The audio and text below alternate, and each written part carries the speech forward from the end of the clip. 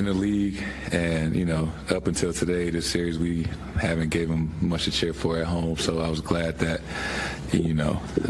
our performance matched the energy that they were giving us, and obviously it raised our level. And they're a big part of what we do, especially at home. We feed off that a lot.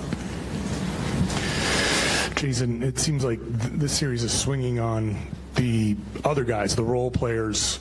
Tonight you got 10 3-pointers combined from Smart and Derek White.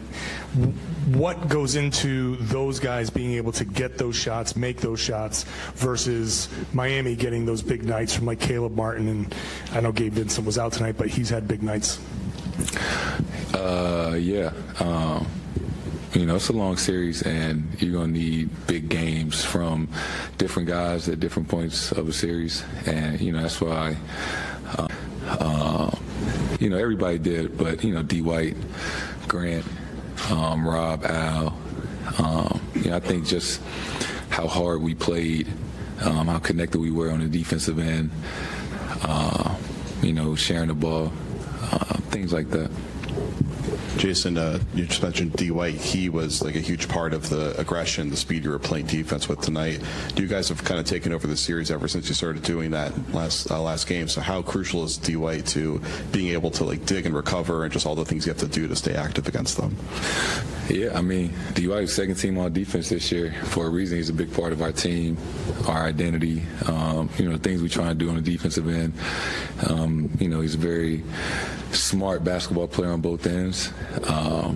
And his awareness, his instincts, they showed tonight. Jason, you seemed to get really hot there early in the first quarter when that led to the technical after it seemed like you got pushed on the dunk there. What did you see in that spot, and what did you see from the response from you guys after that sequence? I thought he grabbed me, but they didn't think so. I was upset, got a tech, whatever. But we responded. We just kept playing.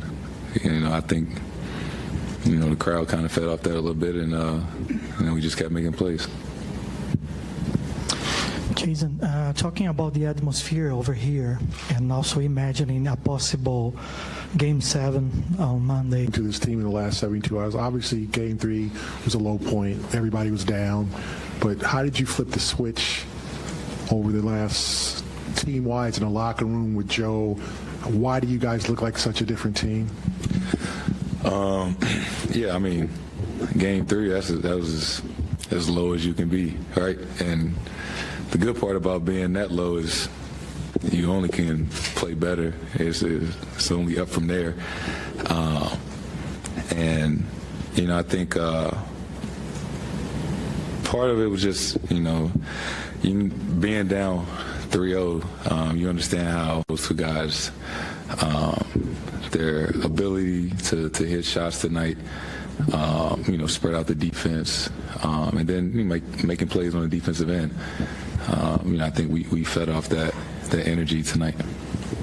Jason, why do you think this team is so comfortable in chaos? Like, it's a cliche to say, when your back's against the wall, you respond, but it seems like this team really gets compelled to do so when all hope seems to be gone. That's a great question. I wish I didn't know the answer. For some odd reason, even last year, we always seem to make it a little bit tougher on ourselves. But what I do know is that, you can see the true character of a person, of a team, when things aren't going well, and our ability to come together, figure things out, when it's not necessarily looking good for us. It's unlike any team I've been on this year and last year, just the core group of guys of, being able to respond. And I think that's just a test to our togetherness, obviously how bad we want it. And we got a room full of